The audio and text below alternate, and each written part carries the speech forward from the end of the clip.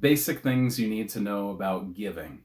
In this little booklet, we'll talk about how, as the people of God, we are called to represent and reflect the nature and character of God in being a giving and generous people, because that is a key part of who God is.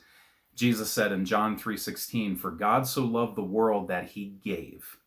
And when he gave his all, he gave his only, and he gave his best to meet our deepest and our greatest need. So, if giving and generosity is a critical part of the nature and character of God, it also needs to be a key component of our lives as the people of God.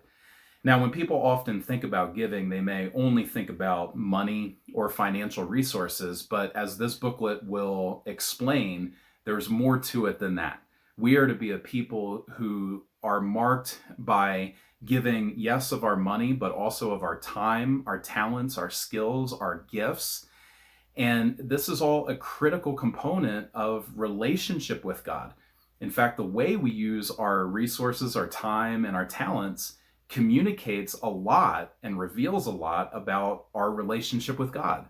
Jesus had a lot to say about how we use our resources and the gifts, the skills that God has given to us. And as he encouraged us and reminded us, we're not to store up for ourselves treasure here on earth, but treasure in heaven.